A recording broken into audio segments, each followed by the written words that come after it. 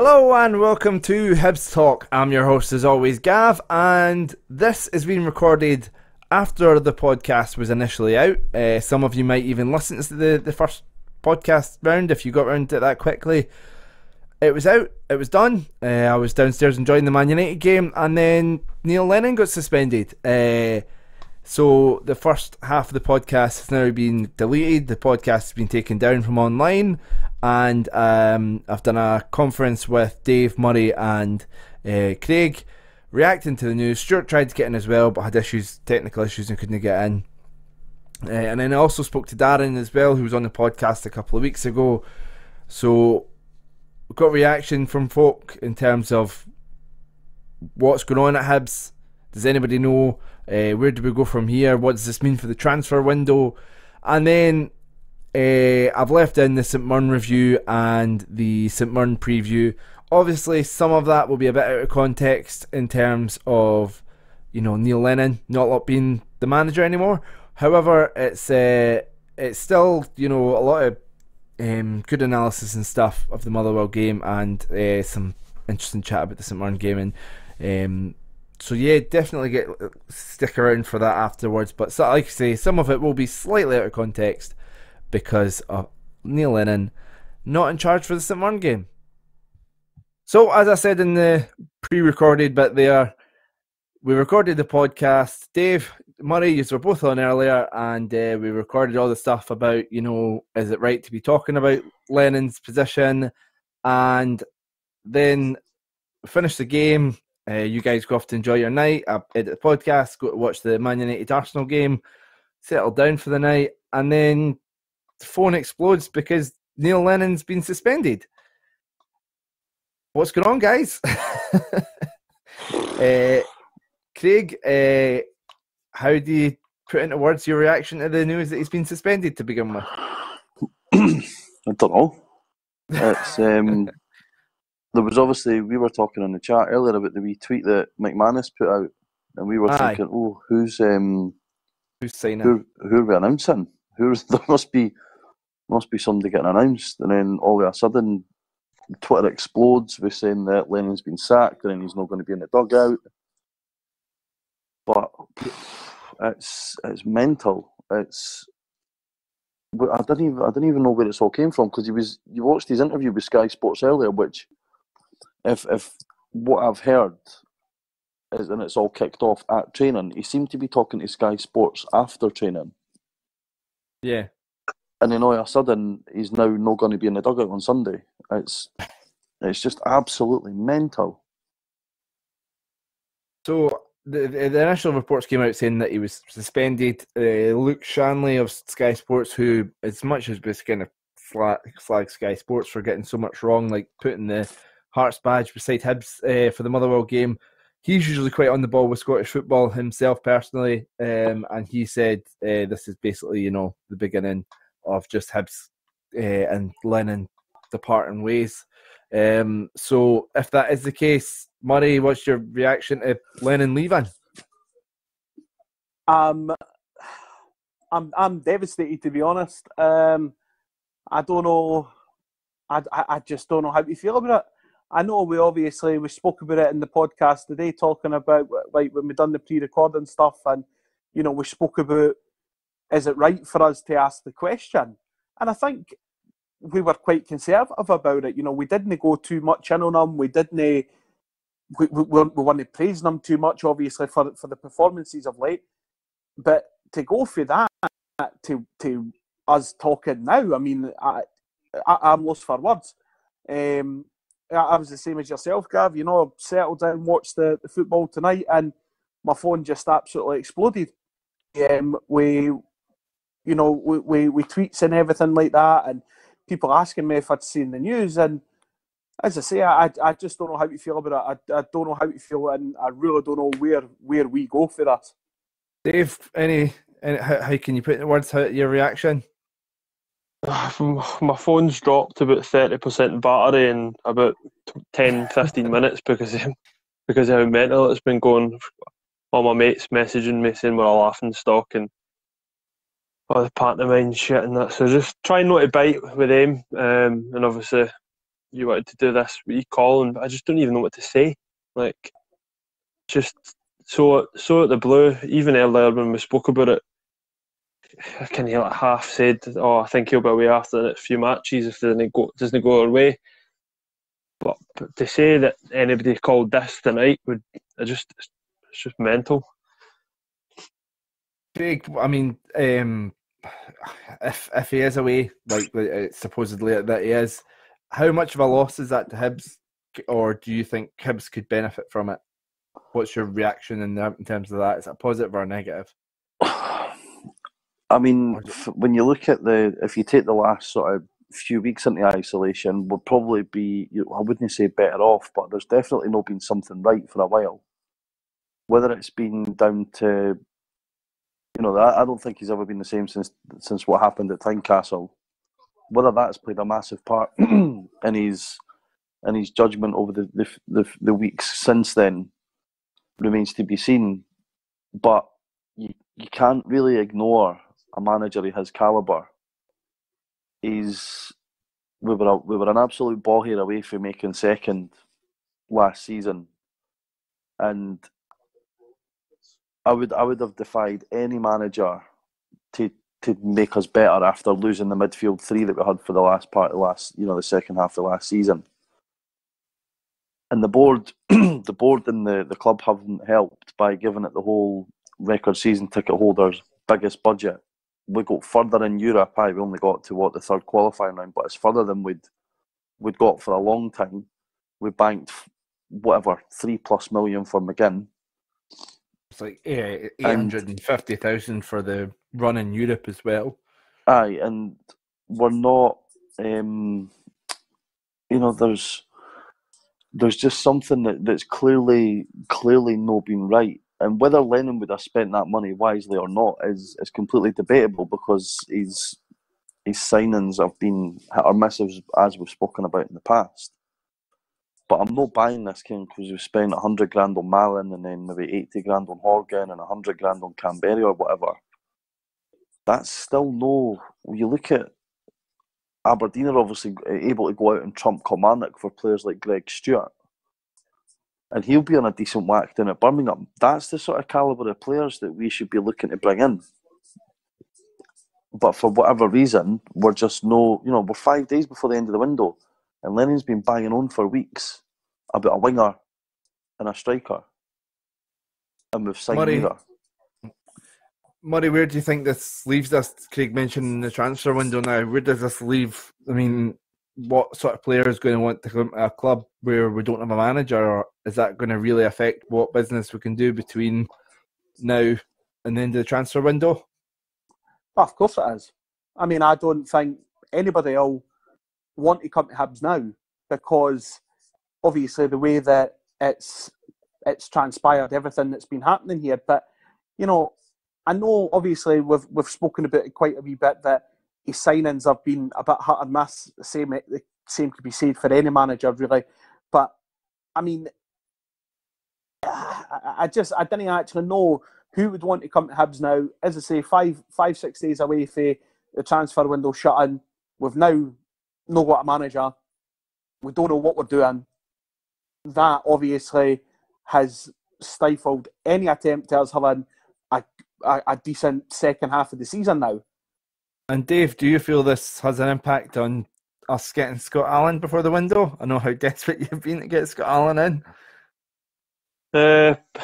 Probably. It just depends who's calling the shots on that whole Scott Allen thing, which is probably the board, who's then obviously probably called the shots today as well. So I don't think we'll get Scott Allen until probably summer now.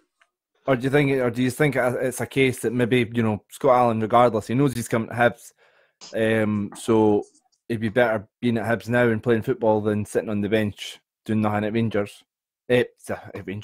Celtic. Aye, well, possibly, but I think that if it comes down to it and we'll have to pay anything for him at all, the Hibs will just wait, which is maybe settling enough in one take, because he did say he wants to try and get him in. There's probably quite a lot that no going Neil Lennon's way when it comes to the board. But aye, We just need to wait and see, because they didn't have a clue what's happened. It's all speculation and that now, and fair enough, something obviously quite bad has happened. But so where do we go? Initially, let's look at Sunday first. The game against St Mirren. There's rumours. Don't know the truths in them, but there's rumours that Gary Parker has also, left and will not be in charge on Sunday.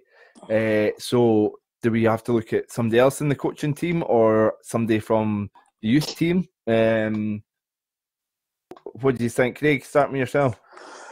At this rate, I think we'll all be a chance of getting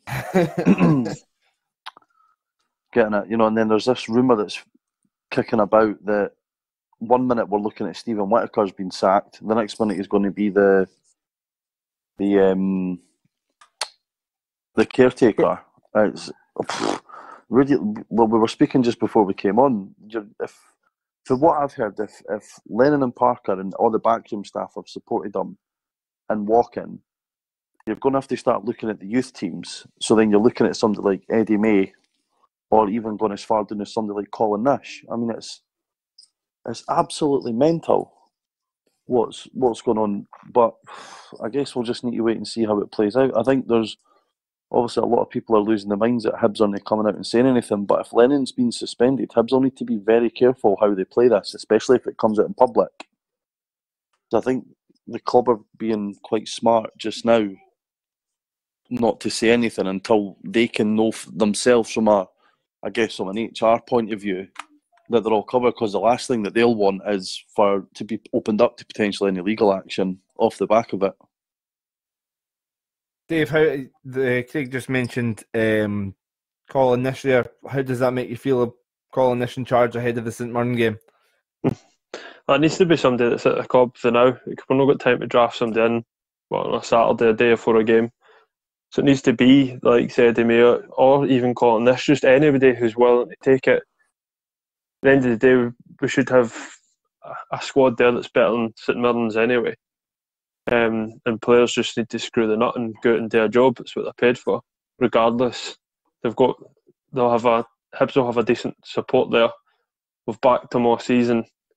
Just get out, roll their sleeves up and deal with St Mirren, and then we've got a week to get something sorted before Aberdeen. That's the way I look at it. It just doesn't matter who's in charge on Sunday. It just needs to be somebody just to keep us organised a bit, and then the players just need to do it more themselves. And in terms of going forward, in saying that, another bit of news we kind of have to react to is the whole thing about Stephen Whittaker. There's rumours that Stephen Whittaker is going to be appointed till the end of the season. There's rumours that Stephen Whittaker is going to take the game on Sunday, and there's also rumours that Stephen Whittaker has been sacked as well. I don't know what you would base it on, but is there any that you're tending to believe more than another, or are you just bemused by the whole situation? Well, I don't understand why he would be sacked. Unless he's came out in defence of Lennon and went mental at Dempster as well, if that's what's meant to have happened. You just don't know. And then there's stuff on Twitter as well. Folk are beating Marvin Bartley, saying, did he go behind his manager's back? Is he a bit of a snake? So I don't know. That's a bit of a weird one for the Bounce to put. I can understand a personal account putting that, but that's a bit of a weird one for the Bounce to put. I don't know. Shit's obviously hit the fans somewhere, and I think there's something rotten at the club, to be honest. We've had this is what I mean. We didn't. It always goes back to it still with Petrie being involved. That's where the road always leads back to. Okay, whenever something's poor with Hibs, it's always Petrie's fault. Whenever something's good with Hibs, it's always, this was part of the long-term plan, blah, blah, blah. Petrie was right. Are you getting flashbacks, Money, to 11 years ago with the whole John Collins thing? Well, I am, yeah. I mean, I don't know. I don't know. I don't know how I got my head around this, because in a lot of ways, we said the day, obviously, before all this has happened, that, we spoke about the whole thing with sorry, I've just went completely blank there. We spoke about the whole thing with David Gray and things like that. You know, is that a case of his best players have had something to say to him and he's just not playing them, or you know, is it a case of Lennon doesn't think that they're up for the first team? You know, nobody really knew what was going on, and it's still very much the case. But if it is a player revolt, then again questions need to be asked, because if it's a player revolt, we all know what happened back with John Collins. John Collins was a promising manager at Hibs, and the players stabbed him in the back.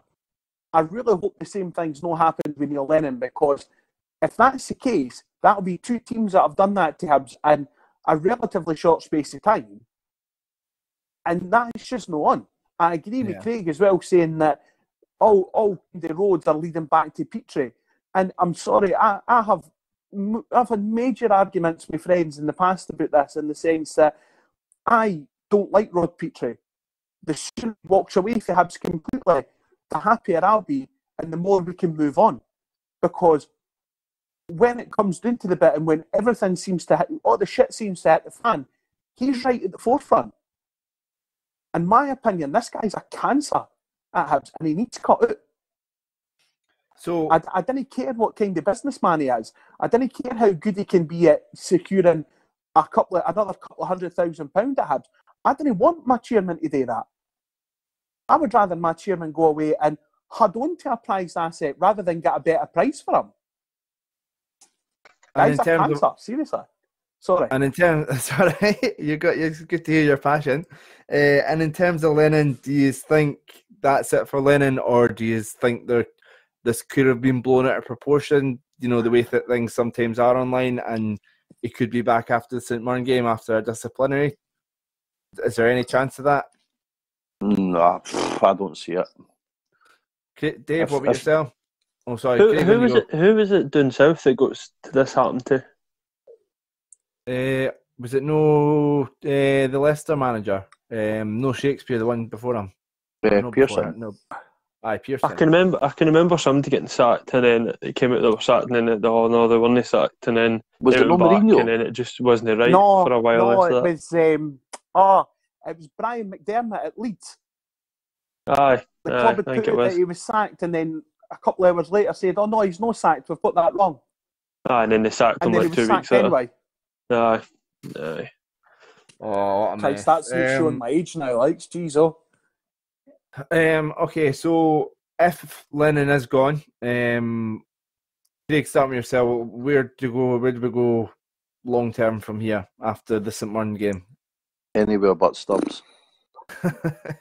Do you feel we get an appointment until the end of the season, or do you feel we just get the next manager in now? I think the season now is pretty much a write-off. The season's finished. We'll be lucky if we can scrape top six. At the rate that we're going at now, anyway, we'll be lucky if we can scrape top six. We're 13 points off third, so hearing talk about another couple of wins gets us back in the mix, it doesn't, because all the teams are taking points off each other this season. So there's always going to be teams pulling away for us.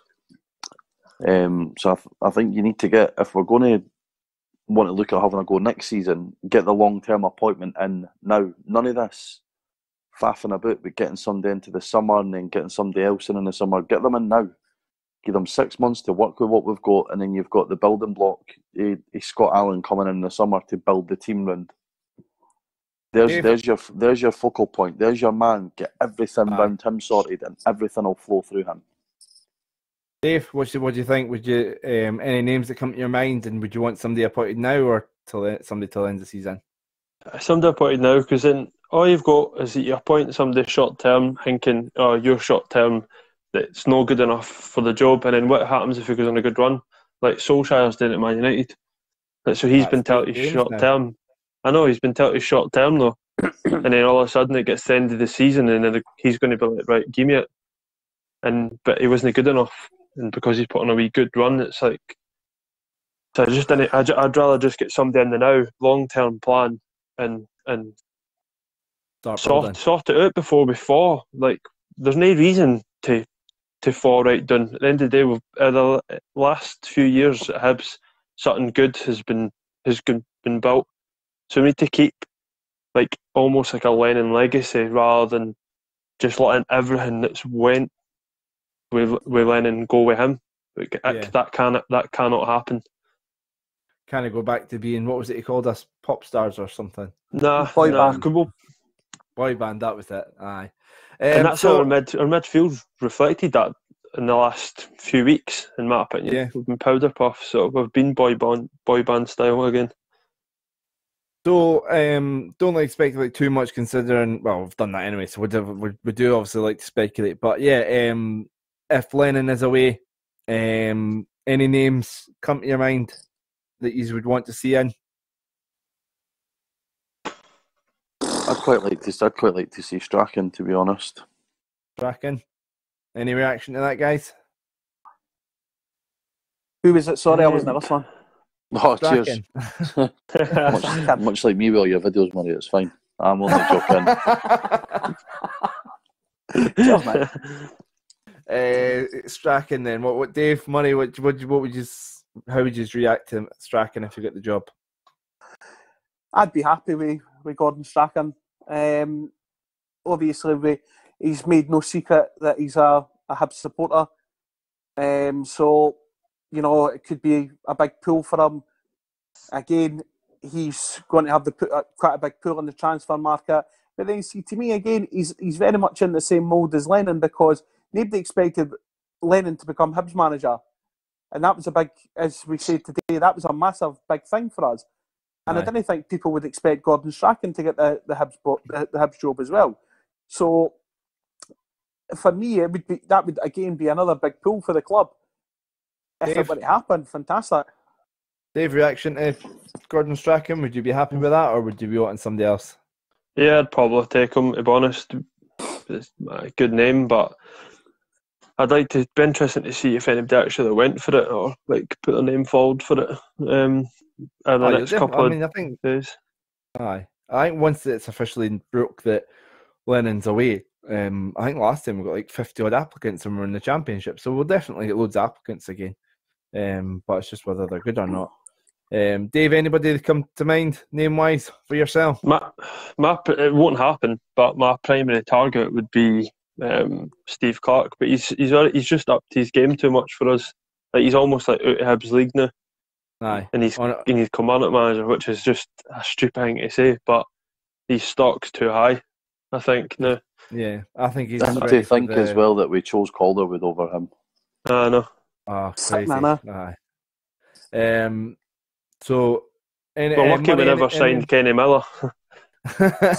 Kenny Miller would have been chatting on the door. You never know, you might see... obviously, because he's doing well with his youth coaching, and he's never made any secret of the fact that he'd want to do it at some point in the future as Kevin Thompson throwing his name into the hat. He's Murray, just been made full time. Any names, Murray, that come to mind? Nah, see, I'm very much of the same opinion as Dave. I would love to see Steve Clarke as Hibs boss, knowing now the kind of job that he's doing at Kilmarnock, but he's never got to leave Kilmarnock where they are in the league for us. There's no way. He's only going to Celtic or Rangers. Aye, completely. So obviously one of the names that's been bandied about is Stubbsy. How would you react to Stubbsy if he came back? Nope. Big? You already know my thoughts on the matter, Gav. Well, for those who don't... Not anything against Stubbs, but I'd be feared that he would tar his legacy. Yep. As the one who brought us the cup back. And let's not forget, him winning the cup saved him from getting absolutely chased. Yeah. So, no, I wouldn't...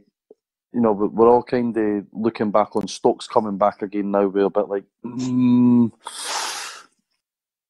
some people are still looking at that, thinking that he's tarnished his legacy a wee bit with the way that he acted when he came back, and I'd hate to see the same happen to Stubbs. He did I would argue Stubbs had us playing the best brand of football since Tony Mowbray. But it was in the Championship. Yeah, true. It's no comparable. Stubbs just Heck it, I'll put my hat in the ring. I would have Stubbs. Aye. Done differently. Just to be the grin. Yeah, but there would I suppose the season's over and we're only 4 games away from winning the Scottish Cup, so might as well. Let's go win the Scottish Cup again. I'm not going to lie, my balls would tingle a bit if Stubbs got appointed. But I would have my hesitations like you guys. Well, I mean, obviously the story is developing, so we'll kind of take it as it comes and sort of react to the St Mirren game as soon as possible, and kind of also do a pod on whatever next week on whatever's happening. It's hard to keep up with, but even now, as we've been recording for 20 minutes and stuff, there's been plenty of stuff happening on Twitter. So, by the time this goes out, it'll probably all be more information out there. So, but we thought we'd make another one in the morning to react to whatever comes out. Exactly. But at least Dave's set up Uber conference, so we don't have to wait as long this time. Right, well, thanks for taking the time to come on, guys. I'll edit this together now and get out within the next 15 minutes or something. So I appreciate you coming on and chatting about and reacting to the news, and we'll see what happens in terms of all the stuff with Lennon. So, thanks again, guys. Yeah, cheers, folks. Bye.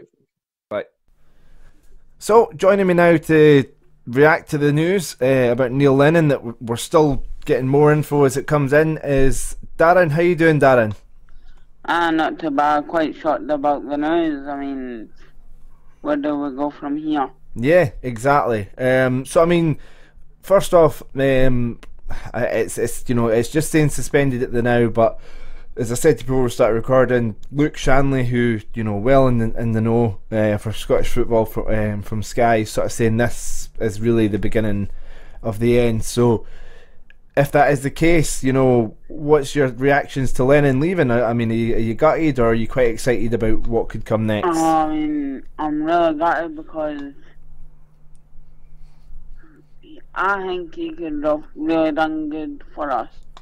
And it hasn't helped us the second half of the season with the amount of injuries that we've had. Yeah, there's been a lot. And do you feel that that Lennon has... Why do you think Lennon's maybe left or been suspended? Do you think it's maybe his frustration at the lack of business that Hibs have done in the January window? I think so, and also the way he said last season was where we're sitting at the moment, that isn't where he wanted to be. I mean, he wanted to be at the top of the table, third and second. Yeah, I mean, Dave worked it out, I think. This is part of the podcast that's now deleted. But Dave worked it out that we would need to win 13 of our last 16 games to get to the same points total as we did last season. So to see the team go backwards that much must be really frustrating for a manager, and it's understandable why he would want to bring in new faces. So he must be frustrated that that's not happening. I know. So in terms of where we go now, I mean, if it is true that Lennon ends up leaving, is there anybody that you would like to see come in off the top of your head? Well, I did say in the group chat that I would like to see Stubbs back, but then again, do we want Stubbs to come back? And I don't know. I'd really like Ian Murray to come in. Ian Murray's done a good job at Airdrie, yeah. Ian Murray's a good shout. The thing about Stubbs, I mean, obviously he didn't do well at Rotherham when he left us, and then it was the St Mirren job, which was he struggled at as well. So I mean, would if Stubbs was to come back, would that make you a bit hesitant about Stubbs coming back, or would you be excited because he's the guy that won the Scottish Cup and played such exciting football? I mean, I'll be excited to see what he can do, but then on the other hand, I would be kind of nervous how he done with St Mirren. Yeah. That was an utter mess, and you can't have any decent conversation with him. I spoke to a St Mirren fan a few weeks ago, and he did not have a nice word to say about Alan Stubbs. They really are not fond of him there. In terms of finally, just before I let you go, Darren, how do you feel this leaves us for the rest of the season? I honestly don't know. I think the way we're playing at the moment, I really think we could be fighting to stay up. Really? Do you think it could be that bad? I think it could. Wow. I really hope we don't get dragged into that, and I think that would... No, near that. If we don't start pulling our finger out, then I don't know where we go from here. Definitely turmoil at the club at the moment, so it's going to be interesting to see what happens next and where we go from here. Being almost finishing second last season to where we are in the second half of this season, it's diabolical. Yeah. Well, and that's what I said in your podcast a few weeks ago. We need a goal poacher. Like someone like Cummings. I know he's lazy, but he does what he gets paid to do. Puts the ball in the net. Jason Cummings, yeah. Not him exactly. But somebody like someone that. Like, aye. Yeah, I agree. I mean, you seen the game against Motherwell, we really missed somebody in the box just to put the ball in the net, whether that be Jamie McLaren on form or, somebody like Cummins or somebody in that mould. Aye. Yeah. And I don't know how Horgan missed that. Oh, I know, like, bad flashbacks about the Horgan chance, yeah. I mean, how on earth did they miss that? And it'll be interesting now that if Lennon is away, that how that's going to leave us for the rest of the transfer window. So, it's going to be worrying few weeks to say the least. So anyway, well, thank you very much. I know it's quite late. Thank you for taking the time to chat to me, Dan, and getting your reaction to the news about Lennon. And we'll still get you next week to preview the Aberdeen game if you're still up for it. Of course I am. I mean, yeah, we're happy. We'll get you on, and you can help us look ahead to the Aberdeen game. Look back at the St Mirren game, and obviously whatever developments have came with the managerial situation as well. We can have a chat about that. Okay. Right, thank you very much, Gavin. Well, thank you very much for coming on, Darren.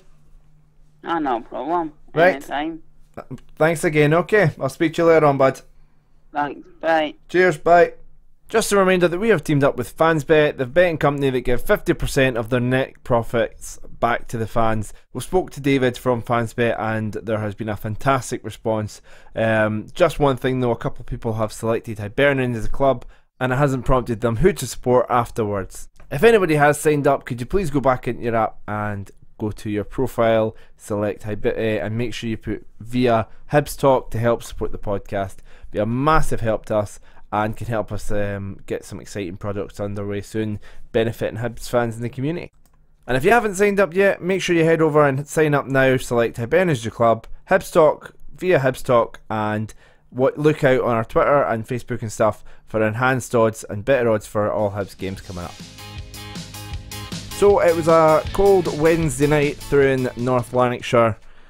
Motherwell, Fir Park, and it unfortunately finished Motherwell 1, Hibs 0, and I completely disagree with Neil Lennon. Motherwell were definitely deserving of that victory.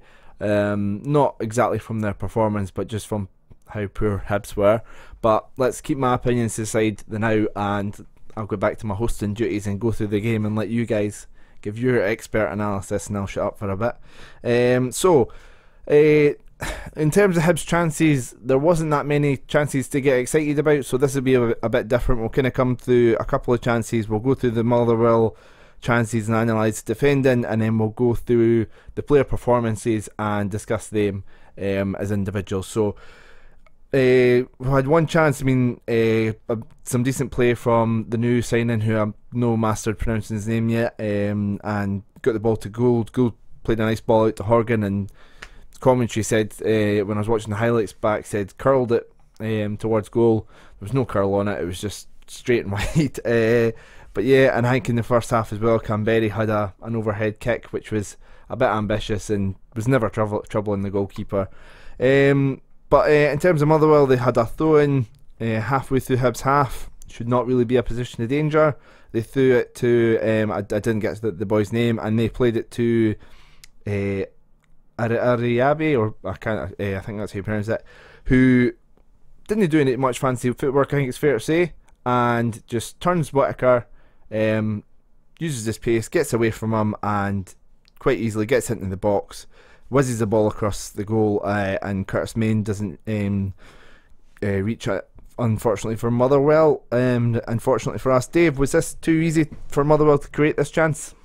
Yeah, he's a young guy. He's an American boy, isn't he? Or he came from American. I think he's got a few caps with under 23s or something. Yeah, so he did look quite fast, which is going to be difficult for Whittaker because he has lost, obviously, a few yards, to say the least. But he did get by him far too easily. Mm-hmm. It was a good ball across the box, but we were lucky he didn't get an end of it. And then the Motherwell goal, I mean, Dave, you and me, when we were kind of putting the notes together and watching Sports Scene back, it's fair to say we overanalyzed this goal quite a bit, so we'll get into some of the stuff we're talking about. But Murray, we'll get your thoughts on it first. Fair to say Mackie overcommits, and Jake Hasty gets away, and McGregor sticks to Main, and Hanlon has to then drift out wide to deal with Hasty. Murray, starting with you, should Bartley be in a deeper position when you look back at the goal? Yeah, I think so, because I mean I've watched it. I'm the same as yourselves. I've watched it a good few times, and you just see the boy bursting through the middle, and there's nobody really keeping up with him. And I mean, I had said this at the time because I'd managed to get a decent enough stream of the game, and I watched it, and I thought, as I just said to you, I thought it was schoolboy defending at most. And the thing is, the people who we've got in that team, they're no, bar a couple, they're no young football players. They're all experienced pros. They all ken what they're doing. They should all know their jobs. Dave, we were looking at the highlights, and obviously we noticed this at the game just after the goal. McGregor and Bartley quite confrontational with each other, quite annoyed that obviously Hibs have conceded, which is a good thing that they're annoyed and stuff. But who had more right to be annoyed at the other one? Do you think McGregor was right to stick to Main and mark his man and stay goal side of him? Or do you think he should have went to the ball? Yeah, I think the problem was initially Main was probably Hanlon's man, but then Hanlon's had to then drift across, so McGregor's went across. Maybe a lack of communication, but Bartley was too far apart from McGregor to send it to him. But when Bartley was running back, you see when he's running back, I don't even think he's aware that the boy's Eddie's behind him and Eddie's shoulder. Yeah, he just runs into the space, obviously, and scores.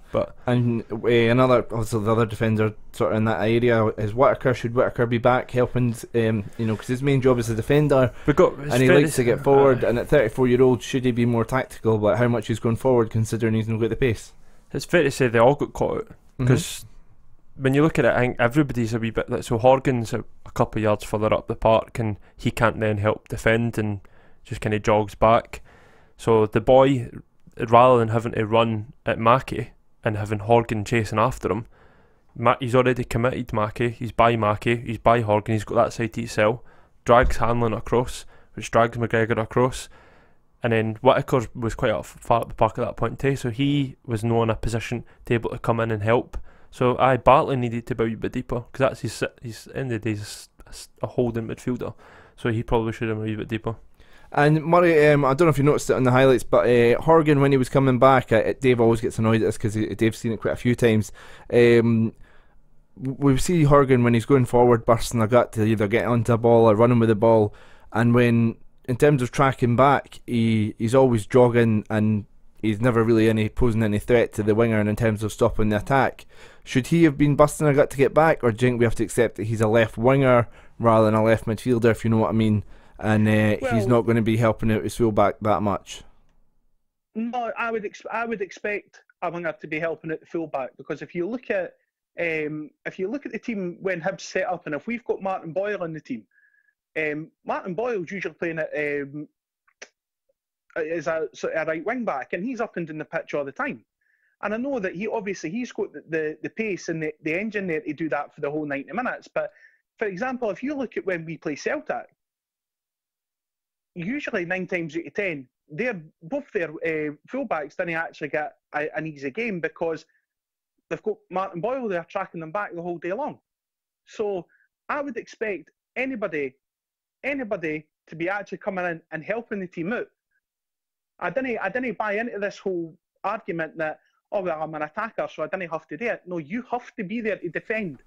I think it depends on how the team set out, because obviously, like, you go down to like a lot of England and stuff. I mean, I'm not comparing any of our players to Eden Hazard, but Eden Hazard is an out and out left winger. When Mourinho tried to get him to track back and help his fullback, same when he done it with Martial, it didn't work, and those two that really had poor times of form.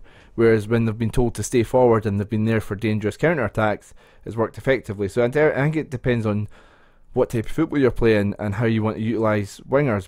But I don't know. It's hard to know how Hibs are setting up because they change it that often, like you were mentioning earlier, Dave. Yeah, and that's the thing. How many times this season has McGregor and Barkley played together? Yeah, Bartley. So. Okay, so we could talk about that goal forever, but let's move on.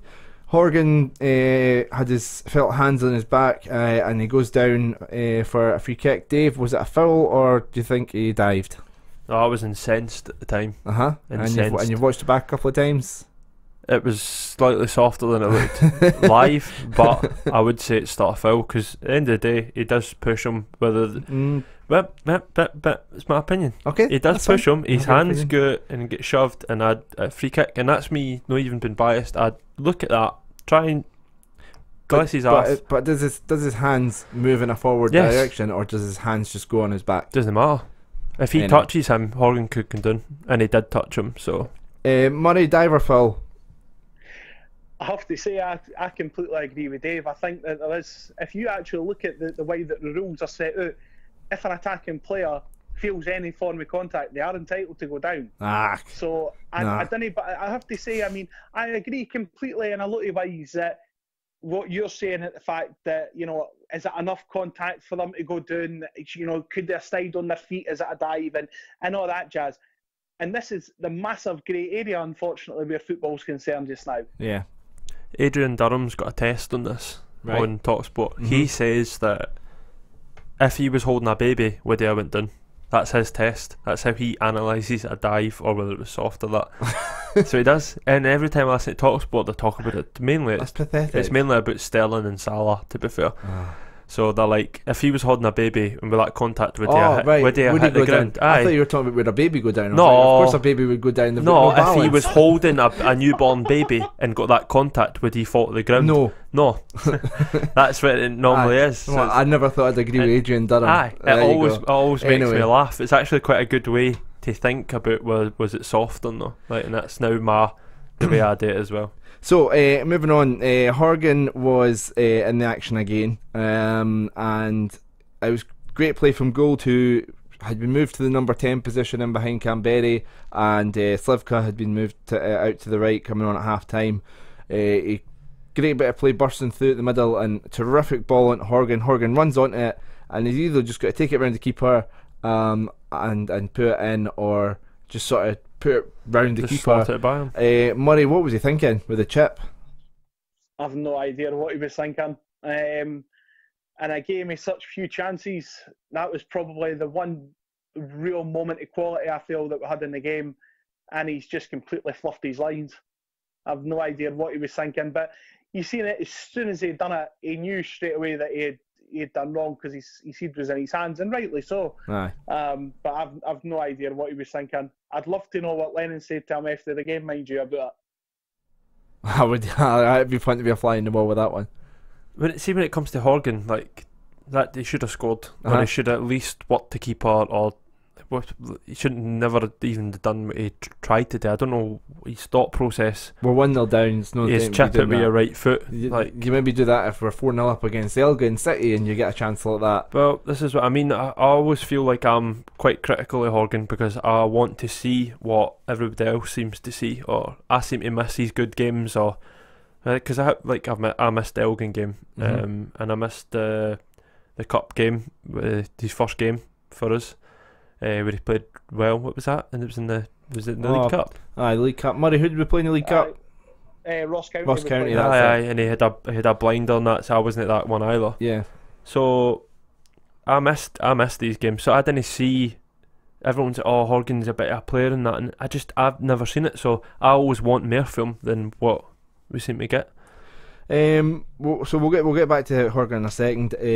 Salmon also hit the post. How worrying was it for you guys watching how really Motherwell went through the defence like butter, like melted butter, and they were a hot knife? You know the analogy I'm going for. Yeah, you just completely mocked up, but it's fine. It's fine. It doesn't matter. No, it kind of goes with the theme or the place, like the defence. Aye, So, exactly. Aye, I done it on purpose. Yeah, no, it was obviously quite concerning. We had a couple of chances to clear the ball in Medeva, and just thankfully it fell to Connor Salmon.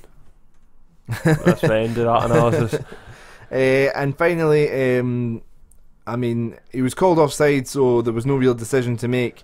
I know he was called 3 or 4 times offside in the match, which was quite worrying. But if he wasn't offside, quickly yes or no, because it doesn't matter too much, but quickly yes or no, was it a penalty on Canberry if he wasn't offside? Yeah. Murray? I'd go with that, yeah, I think it was. So, I mean, we've kind of spoke about Horgan at length. Anything else you want to say about Horgan? He done well to get the ball across the box to Ollie Shaw, and then obviously Shaw missed it. Yeah, because I mean, at the end, but I think it's fair to say Horgan had a poor performance. But sort of from looking at it and looking from I was pulling up some of the stats from the game. You know, we only managed 3 shots out of on target from a possible 12, and when we had the ball in attacking positions, we only managed to get a shot away 9 times out of 33, which is worrying. But out of our crosses, 11 crosses out of 17 were successful, and Horgan had 5 out of 6 successful crosses, which is a brilliant return from a winger. So when you think about that, was it the type of crosses that maybe think, oh well, that kind of just makes a stat look better than it is, or was it the strikers that were more the issue? I think he had 1 dangerous cross, right? So the one at the end for Ollie Shaw. The rest were pretty ineffective, or in an area where it was maybe like Canberra had to hold nod it up on or touchdown, or which is no Horgan's fault if there's nobody there. Ryan Gold, I mean, obviously not the best team performance, but was he someone that kind of made you go, I'd be more excited to see him if he had better players around him, or did he not do as much as you were hoping? No, I thought he'd done quite well. I don't think there's anything he could have done differently. Some nice passes, and obviously set up a couple of moves. So, Murray, your thoughts on Whittaker's performance? How long you got? I think that sums it up well. Aye. No, I just think that he must do something in the training ground during the week to show Neil Lennon that he's actually still got it, because I didn't think he should be in the first team every other week. Why you're playing him ahead of David Gray is beyond me. His best performance, I'd say, have came against Celtic and Rangers, games where he had to be disciplined and couldn't go forward too much. And when he tries to be adventurous against the likes of Motherwell, Johnston, all these sort of teams, Livingston, he goes forward and then he gets caught out behind them because he can't get back quick enough. So, well, see, if that's the case, that's poor professionalism on his behalf, and for an experienced pro as well. He shouldn't be going into matches going, oh, okay, but I'm only playing Livingston today. I'll be entitled to get up the pitch a wee bit more. If you can be disciplined for the Old Firm, you can be disciplined for the likes of Livingston and St Johnstone. I understand, again, that might be tactics that he's been told in the dressing room. Maybe they've told him to get forward a wee bit, but equally on the same side, if you are going to be as disciplined to play the Old Firm, you have to be as disciplined to play St Johnstone, Livingston, Kilmarnock, all these teams. And finally, on the Motherwell game, Dave, you pointed this out at the game, the FA factor. He's been a big part of the way we played, in terms of, you know, the fact that we like to play it out. He's a ball playing defender that likes to come forward with the ball, and his pass success rate's been quite good. He's been, you know, sensible with who he picks at times, you know, whether it's getting it to Malin or getting out wide. A lot of the time, Hanlon and McGregor were unsure and then going sideways to each other, and then back to the keeper, and then out to the fullback, and then back to the centre back. Does that, you sort of said at the game, so I already know your answer, but did the Motherwell game really hit home how much Effie Ambrose has been a big part of how we play this season? Yeah, totally. We started a lot of attacks, and that was missing, because we were looking to do the same thing, but with players that are not as comfortable as Effie doing it.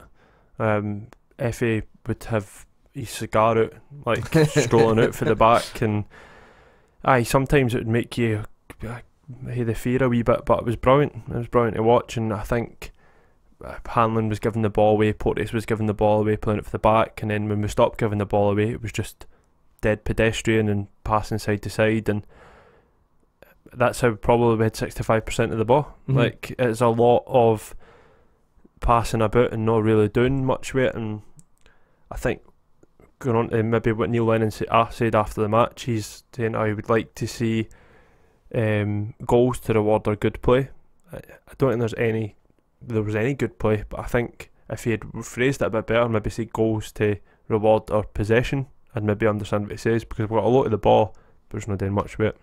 So finally, Murray, on that sort of topic that Dave was just sort of talking about there with Effie, with Effie away and with Porteous potentially injured, obviously worrying signs with Porteous going down and about his knee, and horrible to hear about, and when the radio on the way back.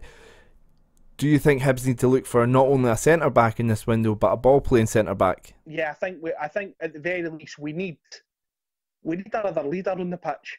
I just think there is, and don't get me wrong, I've been his biggest critic at times, but I like Paul Hanlon. I do really like him, but for me, there's times where he's not that leader that you need. I love Darren McGregor as well, because in fact he's a Hibby through and through. Again, he's not that leader. David Gray's a leader, but for whatever reason now can't go in the park. I'd agree, we definitely do need another leader on the pitch, and hopefully David Gray gets back in soon, but we'll talk about that a bit more when we preview the St Mirren game. So Hibs travelled to Paisley to play St Mirren at 1:30 on Sunday. Buzzing. I think it's fair to say that we're not having the best time of it just now, but St Mirren are not going through a good spell just now either. Their second manager of the season is under a bit of pressure. I was listening to the open all mics during the cup game, when all the cup games were on, and they were Tam McManus was talking about how Jim Goodwin was Goodwin. What's his Jim Goodwin? Jim Goodwin, you're right. The Alloa manager was putting in a good application for the St Mirren job when they were 2-0 up on St Mirren. However, obviously St Mirren with 10 men came back to win that game 3-2, but other than that, they've not been having a good time of it of late. They got beat by St Johnstone on Boxing Day, they got beat by Kilmarnock just before the New Year, and they got beat by Celtic 4-0 on Wednesday night, and they're sitting bottom of the league, a point behind Dundee, 2 points off of safety behind Hamilton. So Dave, obviously we're going through our issues, but are you confident of a win against St Mirren? Depends how honest you want me to be. Be honest as possible. I'm not. Well, I wouldn't say I was confident in a win. I'm very hopeful that surely we can win and use this to build a bit of momentum, or at least give us a wee bit of confidence getting the Aberdeen game. Murray, how are you feeling ahead of the game? I don't actually know, to be honest. I think I agree with what Dave said there. I'm hopeful that we'll turn in a really good performance. I agree with you completely that St Mirren are not going through any great, they're not going through any great run at all, to be honest. They've not done all season. They played us obviously Easter Road just before Christmas, I think, and put in a great performance. We were lucky to walk away with a draw.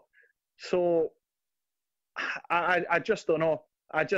I mean, I think we could go away and put in a good performance. I think if we put in a good performance, we'll beat them. But it would just be Hibs to come up against a really poor, really average St Mirren team and get beat. The majority of games this season, they've been playing a back five. They did play a back four against Celtic. However, one of the things I noticed against Motherwell was how much we struggled with just Canberra up top against three centre backs and obviously two wing backs. Dave, does it worry you that St Mirren might set up that way again? And if so, do you feel we need to be going with two up top? but if we go with two up top, then it's probably Canberra and Shaw, and I think Ollie Shaw's struggling now. Right. It doesn't fill me. Do you with feel much it's more do you feel it's an issue with Ollie Shaw, or do you feel that Ollie Shaw and Canberra are not two players that can have a great partnership? Because there's a bit of similarities in places with them in terms of build, in terms of the way they like to play. They've not shown that they can have a good partnership, so I don't actually know if they could. But I'm doubtful. I think confidence is obviously a big thing with strikers, like you were just saying, and none of them are confident. But I just think Ollie Shaw needs to beef up a bit. It's a bit lightweight for me, and I just doesn't fill me with confidence. If that's what you're saying, as to who's got to partner Canberra up top, if that's an answer to break down a defence, if you ask me how to break down a defence, my answer's no Ollie Shaw. But that's all we've got there now, unless we sign somebody. Murray, what do you think? Should we be going with two up top against St Mirren? Yeah, I think we should always be going two up top against anybody. It doesn't matter who we play. I'm not into this whole thing that you only play with one striker. Unless you're playing maybe the likes of the Old Firm, potentially a Derby, maybe if you want to consolidate. But in my opinion, the rest of the games you should be going with at least two up top. Because let's be honest, teams rounding about us, we all aim to beat the teams that are rounding about us in the league, and that is something that you should aim to do.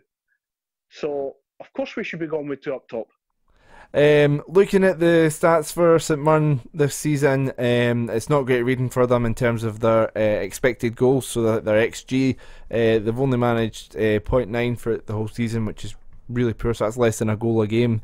And looking at the last few games, 0.04 at Celtic, but obviously that's against Celtic, so 0.36 against St Mirren.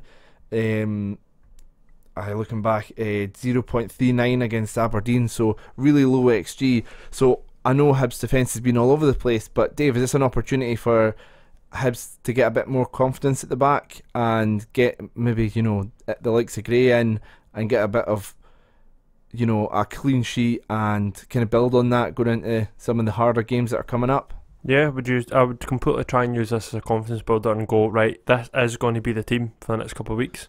Put Gray in, play a left back as a left back, so Mackie, and then play Gold behind Canberra or Mirren Central, so he can link stuff up. Try and get a bit of confidence and try and get a bit of a structure and go, this is what we are going to play, and cut out the changes.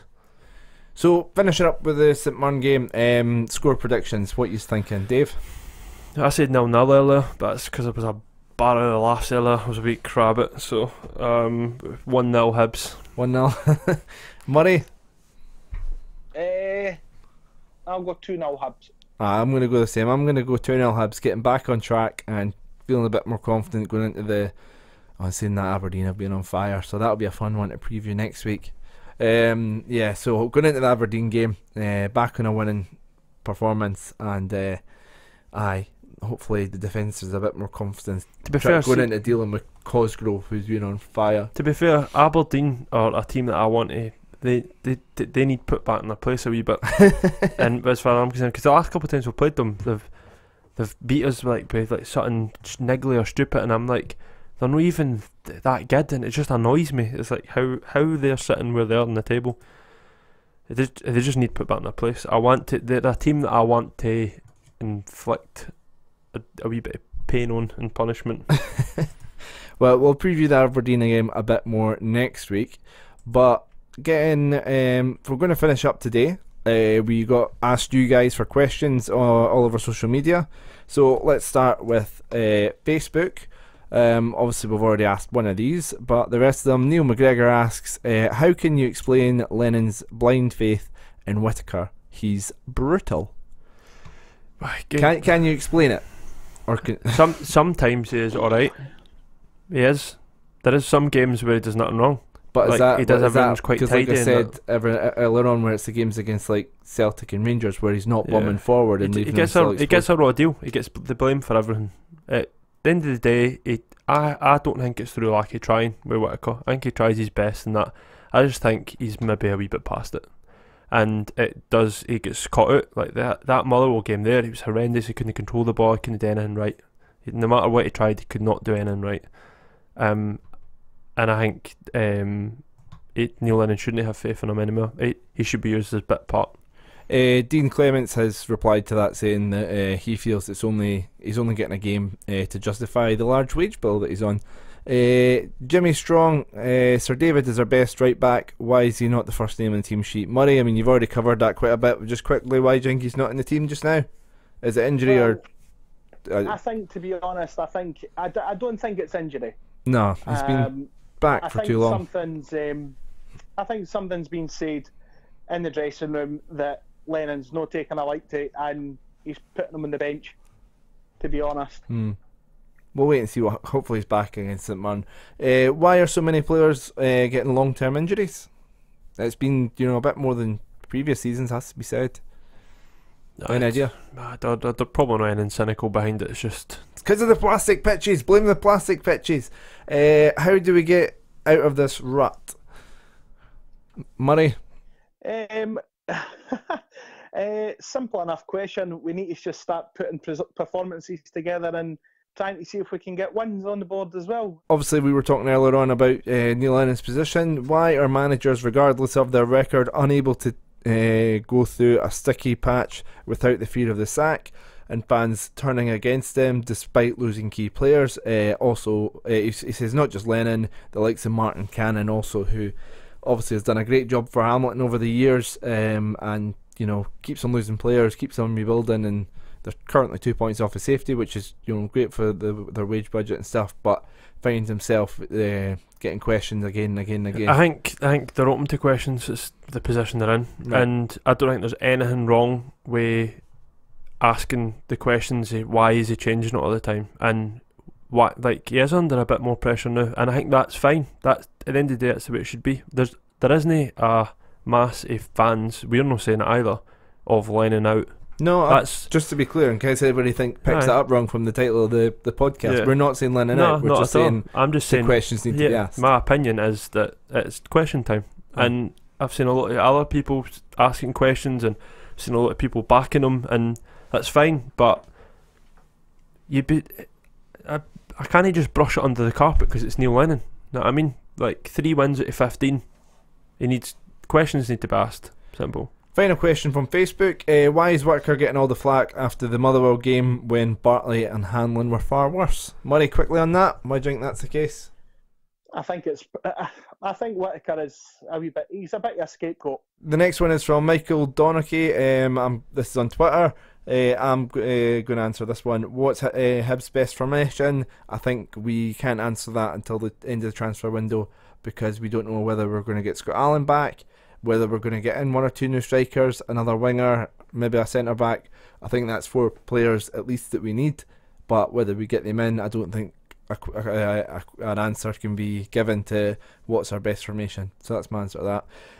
Dave, I'll give this one to you because you were at the game and made a big deal of getting hit by a coin in the chest. I never made a big deal about it.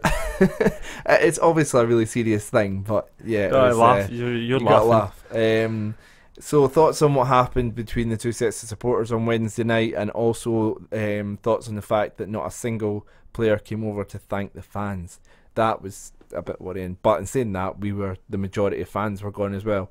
Yeah, well, we stayed to the full-time whistle, but as soon as the whistle went, I was up and walking up the stairs. My back was to them. I couldn't. If anybody came out to clap, they would have got. But should they always acknowledge? What was it, 1,300 fans or something travelling through on a cold Wednesday night? No, you're right. Should they come over and clap them? No, aye. Yeah, they should. And then in terms of the stuff that went on, quickly. Oh, it was quite messy, wasn't it? Yeah. Like, just it all seemed to kick off in the 90th minute. There was something happening in the stands, in the Motherwell singing section. There was arms getting thrown. I don't know if there was somebody, a Hibs supporter in the Motherwell end, and then obviously that all spilled outside, and all continued. The police having to split it up, hitting folk with the baton, and I got scoped me a coin. Not nice to see. So hopefully that's enough of that. It's been, obviously we've seen it. It's a problem all across the board. We've seen it sort of Celtic Airdrie. It's sort of like it's 2 games like Motherwell Hibs and Airdrie Celtic are 2 games where you'd think, oh, you can't see much trouble at that. But, you know, and I said to you before, at half time, you know, what's with the heavy police presence? It seemed like there was quite a lot. So I don't know, they might have got a tip off or something. Why does Lennon love Whittaker? I mean, we've covered this quite a bit. Is there something he brings to the team that we can't see? Second question he's got is, if the squad was fully fit, what would the lineup be? I mean, we could debate that one for ages, but again, I think that depends until the end of the transfer window. And realistically, where could we finish now as 5th best? That was from Liam Riley. Murray, is 5th the highest we can aim for? I think so. I mean, I'm being honest. If we go along the way for the rest of the season, and if we get into the top 6, okay, that's fine. I can. That to me is a minimum expectation. So next question, what kind of ties into that. Grant asks, what would be the perfect signing to get us to the top 6? Dave? Scott Allen to now. Do you not right now? Do you not like a striker? Yeah, a striker as well, but I don't have one on our radar, do we? So, should Darren McGregor get a new contract? Both of you quickly? No. Sad to see him go, but yeah, I think maybe time's come considering his age and his injuries. Has there been a falling out between the manager and David Gray? Murray, you touched on that. Do you think that could be the case? Murray, you've already said what you think, Dave. Possibly, I don't know. Right. And then finally, we've got 2 questions from Instagram to finish us off. If the right players aren't brought in by the end of this month, are we looking at a bottom 6 finish? Yes, I think we're still in bottom 6 now. If the football doesn't get any better and we don't finish in the top 6, would you want to see Lennon get replaced? No. And then on the flip side of that, not getting in the top 6 but playing better football, Dave, would that be enough for you? If we started playing better football, seen promising signs going into next season, but we didn't manage to get in the top 6, would that be okay for you to keep Lennon on? Or would you be looking for a change or accepting of a change? I don't think that would be enough for me, sorry. Okay, interesting to see. Well, hopefully we've got a couple more signings to come. Obviously we've signed how do you pronounce his name? Omiyonga. Well done, Dave. So we've got Omiyonga in. There's been rumours of McLaren, four clubs interested in McLaren. Oh, we could do a whole another transfer episode of the stuff that's going on. So Cummins has put out a mysterious tweet. People are getting excited right now because there's rumours that Brandon Barker cutting short his loan at Preston. So I am looking forward to the window being shut and then just getting back. We know our team and we know what we need to do to try and get a decent league position. We'll finish up there, guys. You just got anything nice planned for the weekend? No, none at all. Just chill out, watch whatever football's on. It's FA Cup weekend in South, innit? So aye. Arsenal Man United tonight. Aye. And hopefully I'll be smiling come Sunday night. Murray, what's your plans for the weekend? I was meant to be going out for a bit of karaoke tonight, but my plans have fell through, unfortunately. So, I don't know. I think it'll just be a chilled out one. Watching the football or something, the FA Cup or something? Aye, probably. Aye. No doubt. The wife will not be happy about that, but I'll talk her in, so it's alright. Good stuff. Right, well, enjoy your weekend, folks. Just finishing up, Murray, where can folk find you on YouTube and Twitter? You can find me on YouTube at MurrayMinter75, guys, and if you look for me on Twitter as well, it's at Murray1875. Please check out my profiles and give me a like and subscribe if you can. Brilliant. And Dave doesn't like to... No, you can't find me anywhere. Unless I tag you and stuff. Nah, just if you get any abuse from me, just direct it to the Hibs Talk podcast page and I will just flick through it and no care. If I'm being honest. Okay. Right, well, thanks for listening, folks, and we'll be back next week to preview the Aberdeen game and look back at the St Mirren game. Hopefully a nice win. Enjoy your weekend, folks.